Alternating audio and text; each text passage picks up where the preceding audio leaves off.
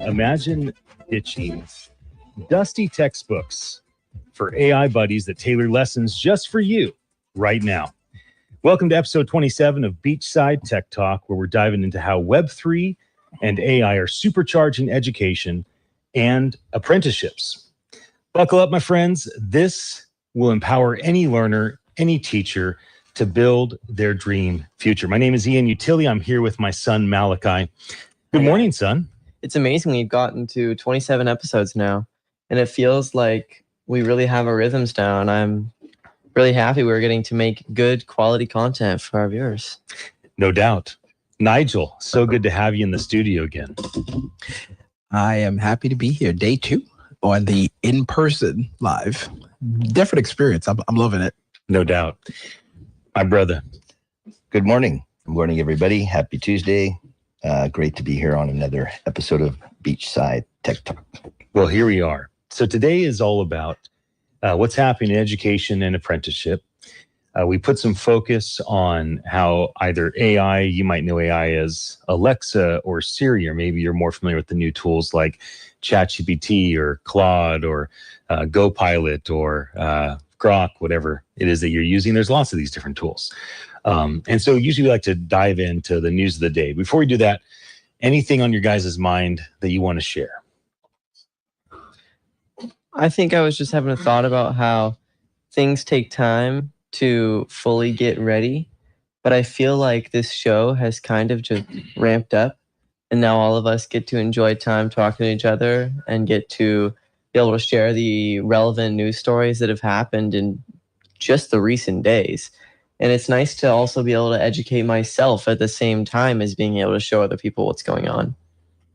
No doubt. I think it's been good to have just a common talking point. Like, just to be able to say, what have you tried? What have you tried? And have something that we all have in common that we can see that's moving in an enterprising fashion into the future. I think that it's going to connect us just on the basis of that, not to mention improve our learning and opportunities to mentor or apprentice, those sorts of things. So I'm excited about that. Agree with you. Yeah, adopting blockchain for secure apprenticeship and credentials and trade programs are they're cutting fraud by 30%. There is a lot of things that are happening right now. It's definitely hard to keep up with it all. When we think about Santa Cruz, there are always, it seems like there's new stories every single week. I think part of the reason why it feels like there's new, fresh stories every week is that we change up the topic. Yesterday was all about community and philanthropy. Today is about education and apprenticeship. Tomorrow will be about business and finance. Thursdays, we do news and media. Friday, we do art and entertainment. I think because we break it up that way, within a week, there's a ton of new stories that break. When we did a little show research, we had 84 citations just to back up some of the cool news stories that are happening right now. One that stuck out to me was what's happening in California.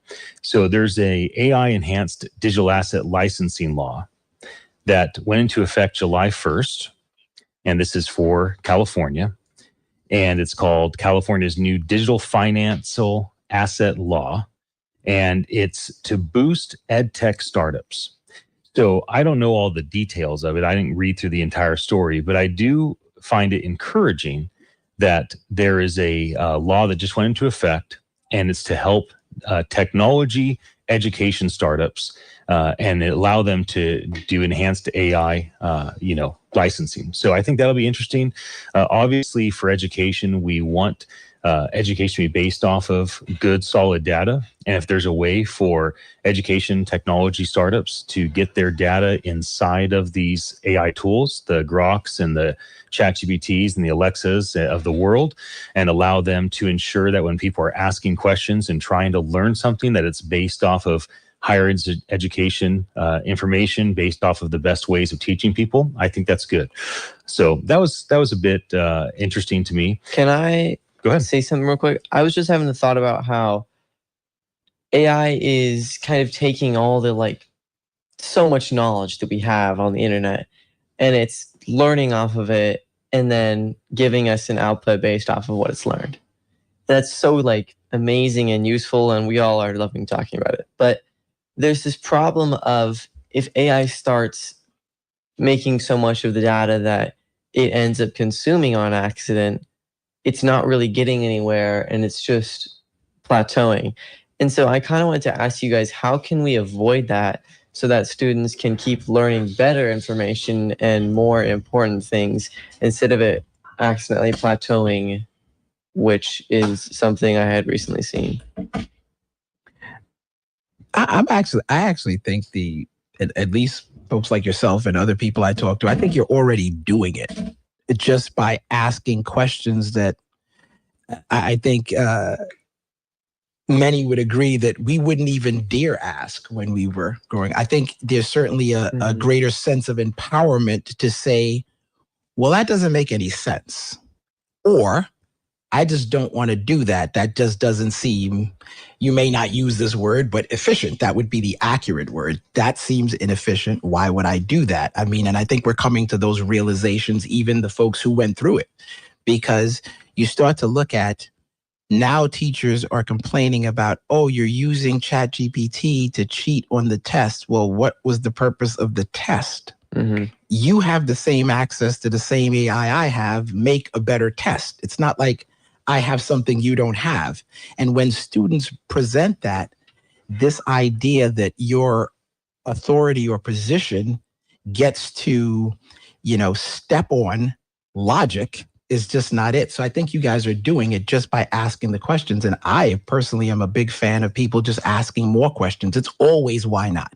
It's always prove it. If it's not impossible, then it's possible. Mm-hmm. We may not have gotten to that point yet, but how do you do it is probably the better question to be asking AI. So, yeah, I've totally realized that I would never have asked so many questions to the internet, which is now my AI, that I have since this technology's come out.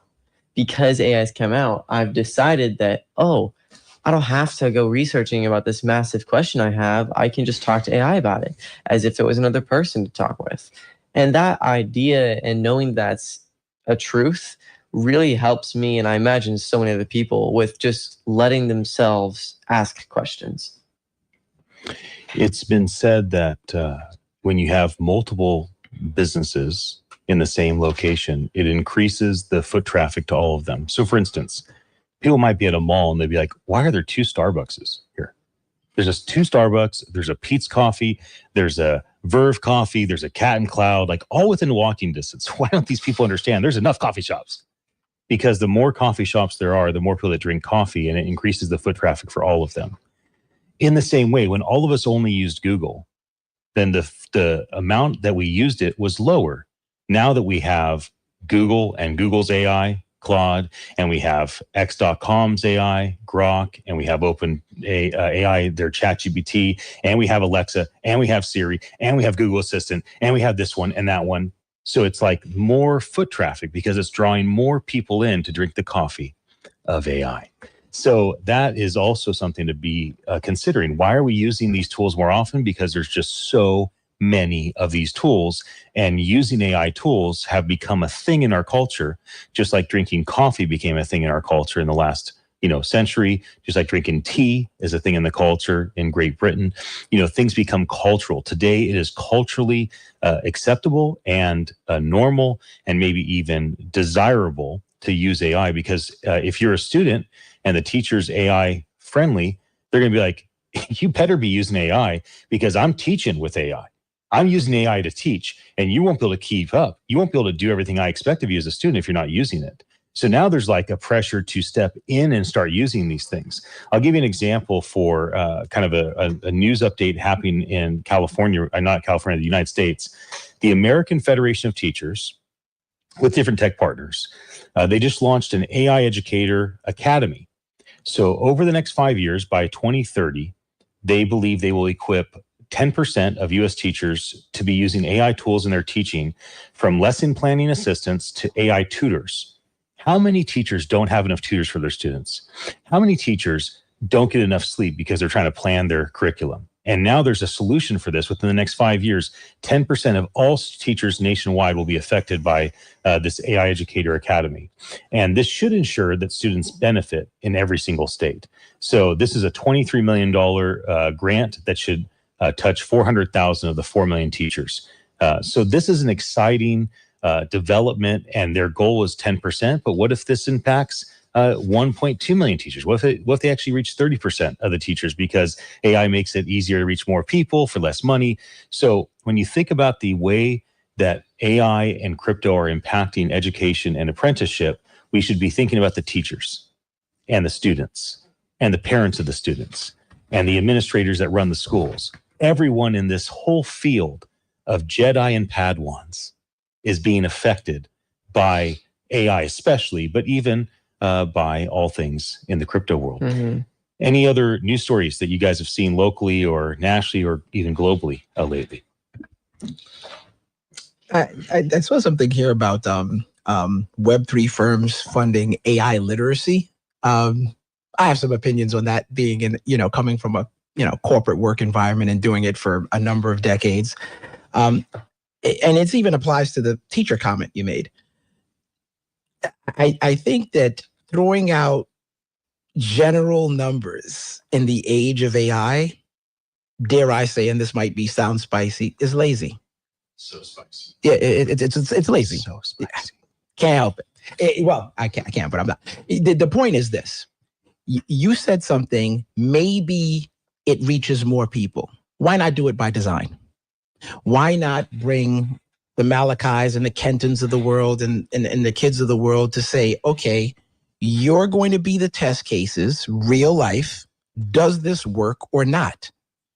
I'm not doing anything. I'm just going to show me what you got. I'm going to use it. And then I'm going to take whatever test you want. Wow, I got a 50. Guess that didn't work. It's not really that hard. You're like, it's simple. Yeah. So I think, but that should be to me, that rhythm, that capability is there. You think about the way AI is going, more GPUs, more energy, more nanotechnology or whatever it is. We need to process faster. Well, the best all the stuff is trained on human data. You have the best humans, the smartest, youngest, freshest minds. And I think they're the consultants. That's how you know something works, by testing it. I think there's a lot of talk about what used to be and it may not be what's now.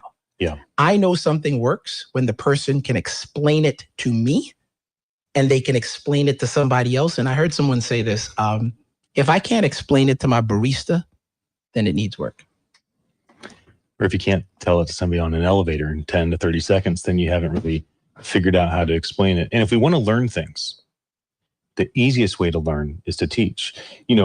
One of the reasons why the four of us, and Ted is with us usually, he's camping, so he's disconnected on purpose. Good for you, Teddy. One of the reasons why the four of us will become so effective in the fields of AI and crypto will be specifically because we're doing this show. This show is empowering us not just to learn, but now we have an outlet for learning. Why do people become pastors? They become pastors of, a Muslim mosque, of a Christian church, of a Catholic parish, of a Jewish synagogue. Why do they become the fathers and the reverends and the whatever they want to give themselves titles for, the bow down to me titles?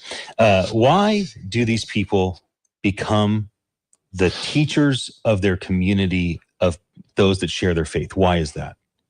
It's because they started as a student of the sacred scriptures, a student of a mentor, a student of someone that had been down the road from them. Or maybe they're just directly, they call themselves a student of Jesus himself or of Buddha himself, right? Whatever it is. And as they become students, they have this desire, okay, I've learned, but I need an outlet to teach. And that's how you become an expert. You become an expert in a field by not just being a student, but being a teacher.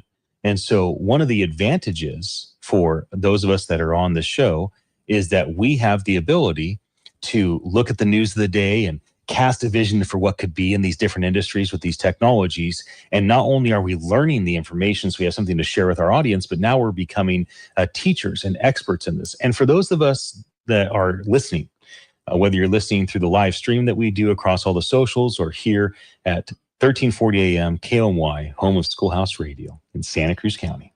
Regardless of where you're listening, if you just listen and learn, great, you became a student. But if you learn one thing today and then tell somebody that one thing, then you became a teacher, right? And if you listen to us daily and you just share one idea at the dinner table, or one idea when you're out surfing, or one idea when you're out on a one-wheel ride, or one idea when you're out paddleboarding, those are all the things I love to do. So if you just share one idea with somebody you're hanging out with, when you're at work or whatever you're doing, when you're at the gym, all of a sudden you went from learning something to being a teacher, which then can take you into the field of becoming an expert. Any other cool news stories that are happening around crypto or AI across the sphere of education and apprenticeship that you guys have seen lately? I think there's always so much that's going on in the world. And I'm just like glad that now we have access to something like the AI that can make it so easy for each of us to get access to all these amazing news stories and be able to just explain them to the world. The apprenticeships are a great way forward. And just as you're saying, Ian, each one teach one. Yeah. The hands-on and the eyeballs together. And there's just a feeling, it's a congruent feeling of togetherness. So that teach is actually, it's beyond a textbook or a learn or a pass a grade kind of thing. That's where you get the best exposure. That's where you get probably the closest mentorship. It's not a class of 30 and, everybody's pretty regimented.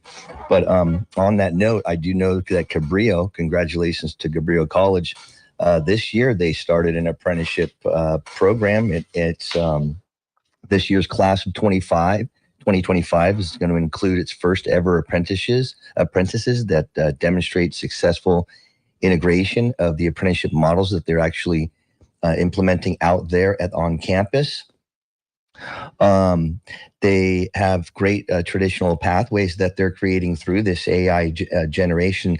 And I just thought I found it just a great thing and a good subject point that I can bring up, that this year's class of 25 is actually being acknowledged through its first ever apprenticeship program. So yay. Good job, Cabrillo, and keep up the good work. That's awesome. Yeah, these types of things where students are just learning about AI as if it's an English class. Honestly, saying that, I wouldn't be surprised if AI becomes English class. If English class that we've all done in the past, or that I guess I'm still doing, doesn't really exist anymore as okay, read this book or learn this grammar thing or do this, do that. This is what people have done in the past, so you should do it too. It's now going to become, we have this really, really, really good thing called AI to teach us things and to be our literal personal assistant. Like what? I get my personal assistant now? That's crazy. So now we're going to teach you how to use it. And that's what this English class is going to become. That's what I think. And I think it's going to be very useful once that happens. Yeah. I know that Trump had signed an executive order on April 24th because there was 7 that he signed, and one was very specific to my industry. But one that I remember that was in that bundle is his push for Web3 credentials for blue-collar workers. And it was all around, how do we leverage crypto for apprenticeships? So the push is for 1 million new apprentices in high-tech skill trade jobs. So still staying in the trades, but a high-tech version of the trades, right? So this might mean that people that once were doing residential trade work, maybe they get into commercial trade work and have different tools helping them. So I thought that was something that was, an interesting development. And, it's fine if people don't like a political party. It's fine if they don't like a political face and a voice. In fact, you can even hate them if you really enjoy hatred. You go for it. But it's not a bad idea to try to find things that you can encourage your soul with. So you might hate Trump, but you can be happy that there's an executive order that's trying to allow people that are in the trades to up their skills, leverage these different crypto and AI tools to have better chance of actually being competitive in the market. Just like you can hate Biden or not enjoy what Democrats stand for or do, although it's pretty easy to like what Democrats stand for. They have the best branding in the world. But you can still find something that you can be encouraged by, especially if you're here in California. We're an 80% Democrat place. So you might lean toward conservative ideology, but you still got to try to find the gold and find the good in what these different people and organizations are doing. Any other things? I think we have about 3 more minutes before we take a commercial break. Anything else on your guys' mind? Well, I'm just gonna lean into what you just said. I think here's a practical, applicable, timely, I hope, example of how to do that. Why just not ask AI, this is my ideology. These are the things that I don't like or do like, or etc. Be specific. How do I navigate these waters? How do I get the best results? And to your point about these programs that are being created, I think the tie-in is to, one, give people credit, which is something I read, doing some research for philanthropy. Younger people I want to volunteer for 2 major things that I saw. The skills. So I'm willing to work for free for skills, because skills are important. And I want credit. I want social proof that this is being done. And I don't know that we're really leaning into that in government. So great. We're going to have 50,000 new students. Okay, where's the proof? Did they all get an NFT? Can I all go see that on the blockchain? I taught someone something. Okay, well, why don't you have the NFT contain the actual project that the person did, so that when the person hiring them goes to look, they just click on it and say, oh, this person said they did this. Here it is. It's on the blockchain. Here's the code, the metadata, everything else. I don't even need to talk to them about this. I saw you did this. Great. I just briefly mentioned it, and there's the proof. I think those are the types of things that hold people accountable, and then we start to really use the numbers, the data in that way to drive conversation, because it's not how much you're giving, it's how far it's going to go in whatever it is you're doing. Why help 100 students when you can help 1,000? And don't say that there's not a way to do that, because you didn't even look, and you have the tools to look and the technology to make it happen. So those are the kind of things that I'm thinking about. Dan, any thoughts before we go to commercial break? Yeah, sure. I can't wait to see when KOMY here starts using some AI with maybe some voice generation. Kristen was sharing some exciting things with me yesterday. Yeah. To have a little chat joke time here for a second, and be able to interact with someone. I'm a little curious. I wonder what the audience has their opinions on, if they want to listen to us talk to AI. Like, I wonder if that's something that they are interested in, because that's an interesting concept that I've heard of people doing. Well, as we go to commercial break, I'm going to mention one article I saw in Cointelegraph, which is one of the top in the world of crypto. And it says this: blockchain and AI technologies are already disrupting legacy education systems. This is a fact, but it's also something that people that don't really realize this yet need to keep in mind. This is not the future. This is not coming in 10 years. This is happening right now. Malakye, why don't you close this out? Well, these stories show Web3 and AI is handing power back to everybody. From Santa Cruz, just where we are, to the entire world. Classrooms, job sites, or just surfing on the ocean are being changed. So I'm excited for the future.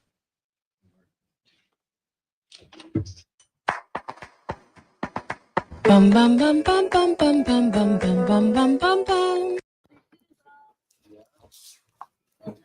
Well, hello, Internet. Yes, sir. They can still hear us. I changed the audio. Yeah, I was still with my headphones on, listening to the commercial, and the jingle made me think of Demolition Man. What's your problem? Kind of thing. So Yeah. I'm loving the conversation about just where we can go with teaching each other, because I don't think you have I think you have the best chance to really benefit from that back and forth. Wherever you are on your journey, if you use it at all, it's going to beg the question to use it more. How are you using it? What are you finding? And you get that back and forth. I know, Danny and I had some conversations, and when you know something, you know what you know. Sometimes you don't know what you know, right? When someone else gets a different perspective and you listen, things become real to you that you may not even knew were there. and then you're forced to take a different perspective and a different tack. And when you're trying to get someplace, especially if the goal is unified and cooperative, it makes for an interesting opportunity to go further. So I find that those conversations have grown me a lot, you know. Any break time thoughts? Sweet one. We got about 2.5 minutes. Yeah. I actually thought we were on a different topic today. That's all I'm good. struggling looking back and forth. I got a couple of numbers that are here, and I'm mixing up my 29s and my 31s and my 27s. Man, Numbers. Have you guys seen Happy Gilmore 2 yet? It was so good. It's a great film, and he It was makes so these funny. jokes about math. I mean, some of my favorite math jokes ever, if not the best math jokes ever, are in that film. It is consistent. It's got to be like half a dozen times. Yeah. He's like, that's not. What are you talking about? It's pretty funny. Anyways, it's worth a watch. There's got to be like 50 cameos. I mean, it was crazy, and it was well done. It was a really well done film. It was funny, and it was grown up. It was a reflection of who Sandler's become today. I enjoyed it quite a bit. Happy Gilmore was one of my favorites. And recently, it popped into my mind even more because I have a good friend, Rich, who's a mortgage broker over at U.S. Bank, and I saw they have some kind of partnership. Yeah. And I was like, you guys, hawking Happy Gilmore too. What's the story? He's like, yeah, I keep seeing that popping up. Right. And so I always feel like those types of movies, or they're like a great teaching tool, if I would. Because sometimes you need to say something in a way that gets people to think. Yeah. Like Daniel, I told about the other day about back to school, while we're on this subject.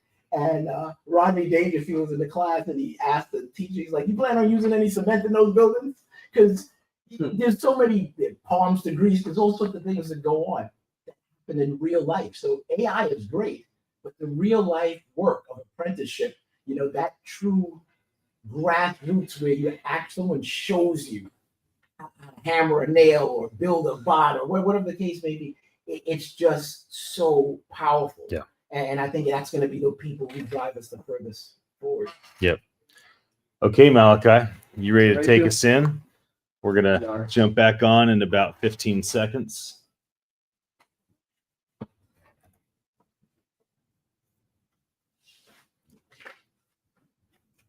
Picture kids on Capitol Beach earning real-world badges in their crypto wallets or whatever you would use via their AI mentors that know their personal dreams inside and out.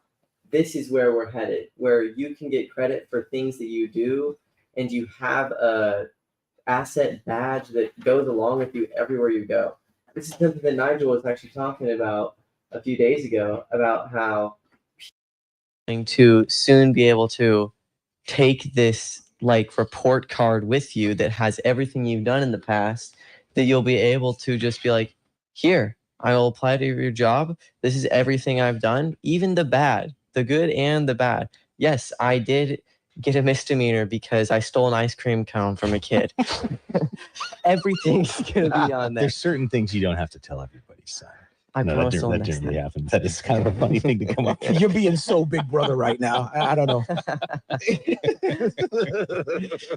The Capitol Police might actually give you a misdemeanor if you're 16. You stole an ice cream cone in Capitol Village. Just to Dude, that teach would you a not lesson. be cool. That would not be cool. It would not be cool to steal an ice cream cone. That's the thing. That would not be cool. Yeah, I'm more interested in this is the cynic New Yorker in me. I'm more interested in when they do try to file that misdemeanor and some kid goes online and be like, well, I'm going to ask 9,000 AIs how I beat this charge. And then it's like, oh, that officer that charged me with this, he's getting charged with a RICO 900,000 years to run concurrently. That could Where's happen. that law? That could happen. It absolutely could happen. Yeah. I saw something that was pretty funny. This lady goes on Outback Steak review and blasts Outback, writes like 2 paragraphs. I hate this place. The only reason I even sent my husband to go get food there is because I want the bloomin' onions. and they didn't even include my onions. I don't care about the rest of the food. And it was just like, I hate this place. I'll never go again. And then literally like 5-10 minutes later is one sentence. I'm sorry. My fat husband ate the bloomin' onions. He just confessed. He had lied to me. I don't know how to revise my old post. So I'm just posting this one now. I'll come back again. And I'm thinking to myself, like, how many of us are turning to Google reviews and Yelp reviews to teach us things? How many of us are turning to people posting comments? The comment posters, which are usually critics, are our teachers. And they teach us which small businesses to go visit. And how often are people so quick to blast a business and be like, where's my bloomin' onions? And then only a few minutes later, my fat husband lied to me. He ate my onions. And it's like, but I can't fix it because up to this point, we don't have easy tools and there's no accountability. So if you're posting comments about the auto repair guy or the lawyer, you're being a teacher of our community. You are teaching all of us which restaurant to go to, which restaurant not to go to. You're teaching all of us which parking garage to use. You're teaching all of us what's the best movie theater to go to. You're the teacher. You're posting your comment on Yelp. You're blasting your comment on X, on Facebook. You're the teacher. No accountability. No reason to change it. No guarantee that what you're saying is actually true. But we are so close as students of these commenters of having verification. And you see that already kind of permeating with X.ai, which is Grok on X.com, that when people are posting things, there's community posts. And I think we're really close to these crypto tools and these AI tools going and being unleashed on Yelp, being unleashed on Google reviews, and holding these teachers of community accountable. What are your thoughts, Nigel? You're leaning into the mic. I'm so glad you said that. I was itching to talk about this. We're there. Yeah. I said this more than 5 years ago. I'm going to take my Gary V flowers for myself, like I took my name, Gratitude Champion. There you go. So right now, anybody can go in, and I'm going to give a real life example. I was looking for a place to go for an anniversary, and it took me more than a month to find, going through these reviews, thousands and thousands of reviews, which resort. And the reviews are so polarizing. One place is saying this is the greatest thing since sliced bread.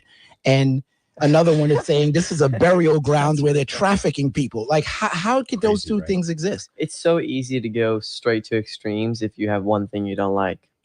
Well, the thing about reviews in general is think about all the great places you've been to and how many of them you've actually left a review for.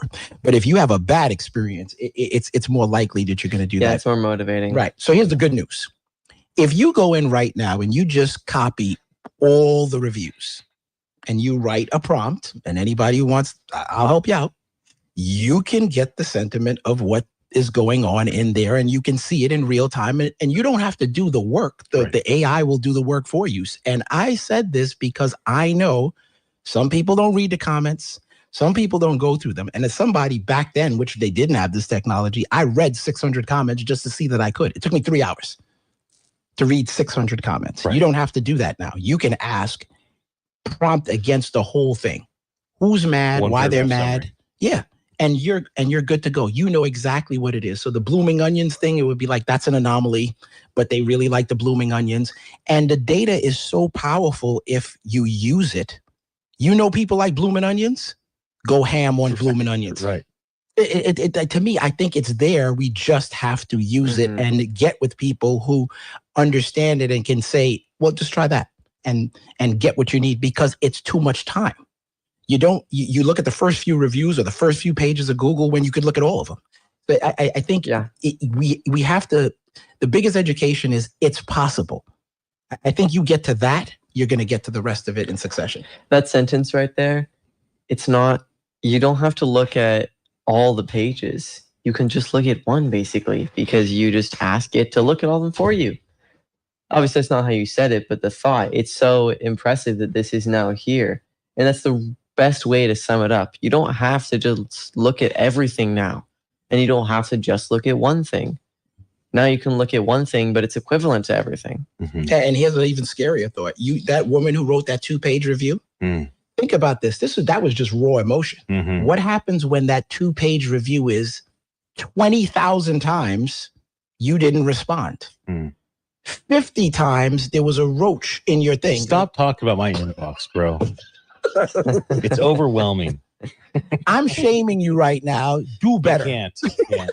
Do better. I don't at all care about shame or guilt. Ha ha, shame and guilt. I'm not interested. I will say what I am interested in. I'm interested in the prediction of what's going to happen in schools coming up this next month. So we're about a month away from everyone going to school. So Malakye goes to school in a couple weeks because he's going to be going to Cabrillo and the Oasis public charter school that's on campus there. So he'll be doing dual enrollment, finishing high school and going to Cabrillo. Our other two sons, 12 and 8, they start school within like 3 or 4 weeks. So most people will be in school in a month. Whether you're higher education, you're going for your doctorate, your master's, bachelor's degree, or you're in little kid school. So here's one prediction I feel pretty good about. I think class boredom is going to be at an all-time low, like historic low on class boredom. I'm predicting that class boredom is going to be maybe the lowest it's ever been in history, or certainly the lowest it's been in the last couple of decades. And the reason is school has been so predictable and so boring for so long. School has been the same for basically 3 generations. There's a person monologuing, a bunch of people. All the people in the room all have different learning abilities, different personalities. They think different. There's all sorts of issues. And basically it's just one boring monologue after another to these kids droning out. Now, all of a sudden, all these teachers have pressure to try this AI tool, try that AI tool, help with this tutoring thing. And the teachers are going to be engaged like a way they've never been engaged. You're going to find 40, 50, 60-year-old teachers that were thinking about retirement going for another 10 years, longer than they would have, just because they got new life into their system. Because for the first time, they felt challenged in the last 5, 10, 15 years. The first time they're like, wow, I have a help. I can never get the school to give me budget to get any help. I can never get this book. I can't get this curriculum. I couldn't get this access. I couldn't get this software. Now I have all the help for free right here in these AI tools. And you're going to find teachers trying wildly different things at the same school. One teacher is going to be talking to Alexa. The other teacher is going to be using ChatGPT. Another teacher is going to be using the federal curriculum thing that's coming down. The other teacher is going to be using the thing that just came down locally and regionally. Another teacher is going to be using Google Assistant. Another one's going to be using Siri. Someone's going to be using agentic AI. People are going to try all sorts of stuff constantly. And the boring rhythms of school as it's been are done. Now, maybe not for every class, maybe not for every teacher, maybe not for every school, but you're going to find students and teachers out there listening now or in the future that this is the year. It's the fall of 2025 that class boredom will plummet in a way that is unexpected. But people may not notice it. Just like sometimes you don't notice when your life drastically improves, right? Mm-hmm. Like you've been struggling, you've been in debt. And now all of a sudden you're not in debt and you have extra money in the bank account. But you don't really notice it because it was a slow change. Or, maybe you were overweight and then you started eating less food, working out more, and you got fit. But, it took time to become healthy. So you don't really notice. And a lot of students and teachers won't really notice how transformative the spring of 2026 will be compared to the spring of 2023, because it took 2-3 years to get to that completely transformative moment. So that's my prediction for the next, month, the next year. And I'm quite excited about that idea. Any predictions you guys have on education and apprenticeship? Something soon or something that's far out? What you said led me to, that's quite a take. I never thought about that, but it also it opened my mind to other things. You could teach more.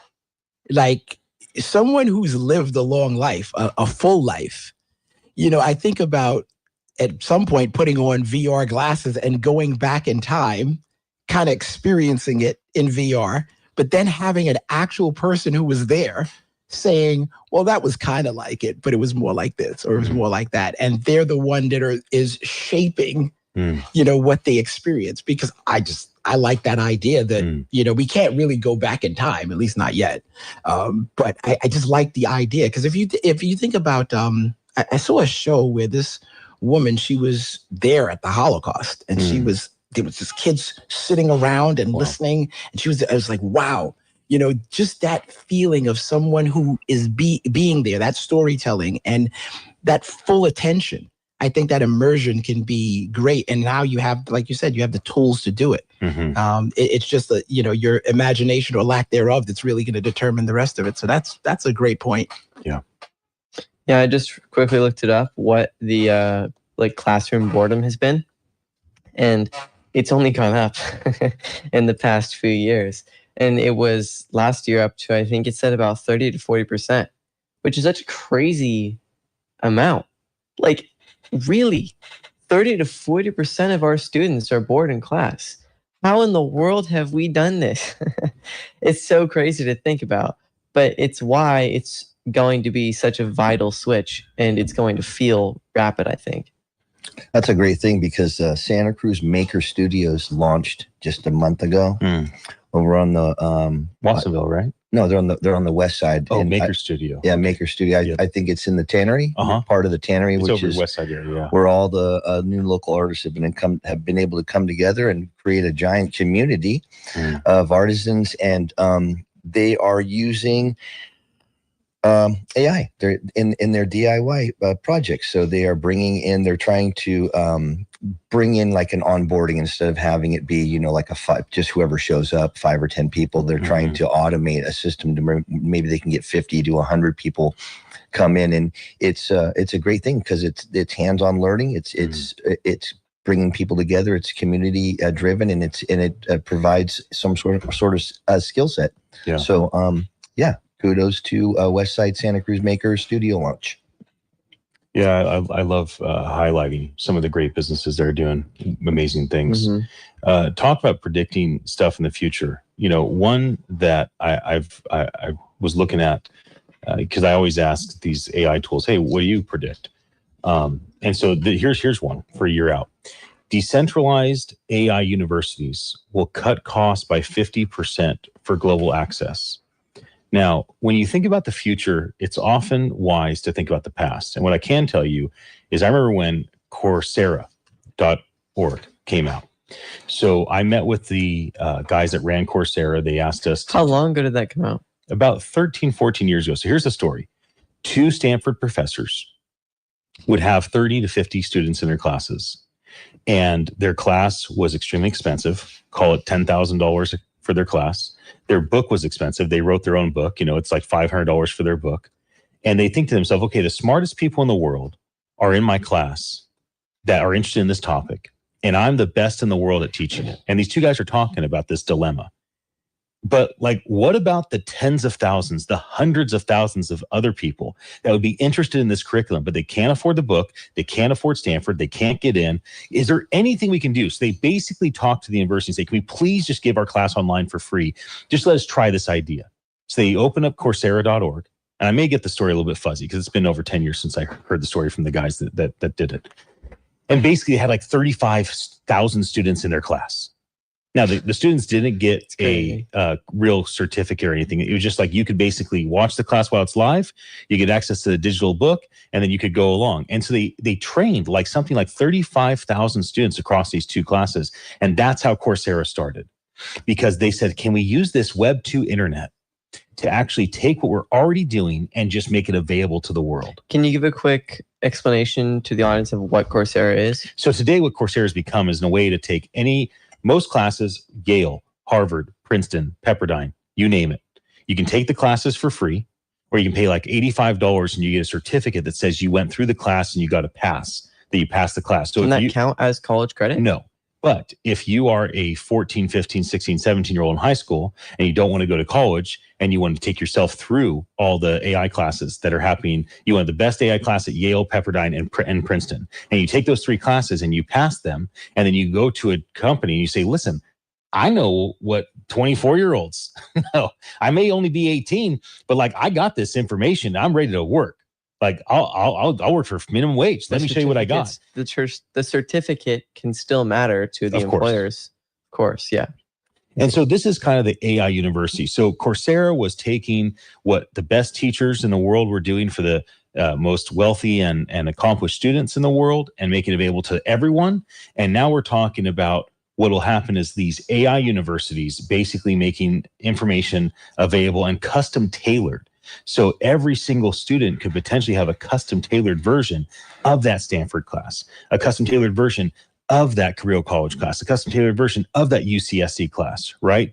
Now it becomes a thing where it's like, oh man, I can cherry pick all the classes on cybersecurity. I can cherry pick all the classes on nursing. I can cherry pick all the classes on auto mechanic. And then you cherry pick those classes. You pick the 2-4 best classes around the world. You take those classes. They're custom tailored to your personality. If you're driven, they're super intense, short bullet points. Yeah. And if you're like analytical, it's like 5 paragraphs for every bullet point that the driven person gets.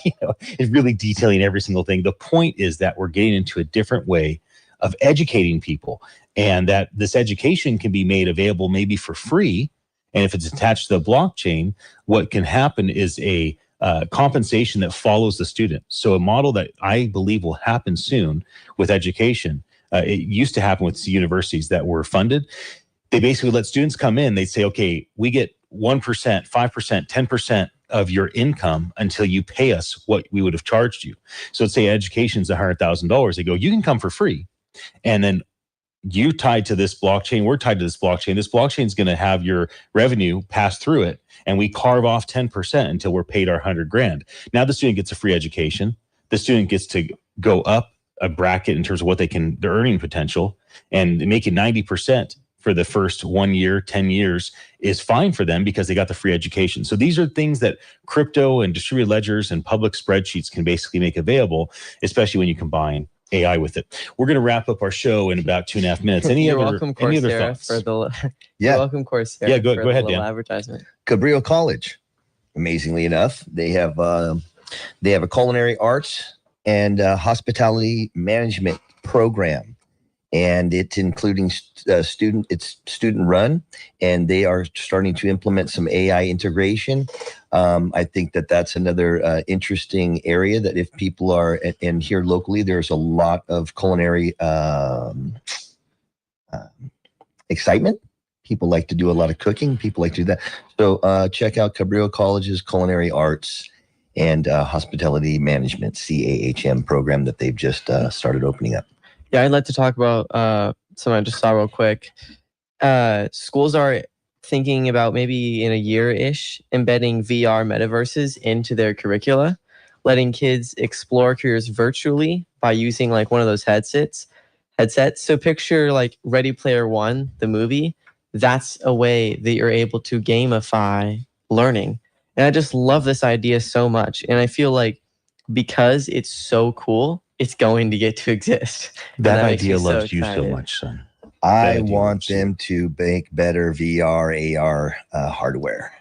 Yeah, I think everyone does. It'll come. It's happening, but yeah, that's the only thing that is the bummer that I'd like to bring out. The heaviness of it, the bigness, and just being trapped in like that. Yeah, sweaty. Well, I'm gonna close this out. Nigel, any final thoughts from you? I'm looking forward to seeing schools leverage businesses that are in the area with the students to bring in these tools. So to develop the better headsets, right, making the students petition the businesses, bring it in, because I've seen this done. There's a school in Bergen County. They had a Toyota Prius motor that they brought in for their students to work on, and they had a full functioning culinary kitchen. And these kids come out with real skills, and it's pretty amazing. Yeah. And I think the opportunity is definitely there, and the businesses want to do it as well. If you have the passion for something, let the kids learn it. Amen. Thank you for joining us here at 1340 AM, KOMY, the home of Schoolhouse Radio. We hope we've sparked a noble savage fire in each of you. We'll be back again tomorrow. Savage. What's for dinner tonight?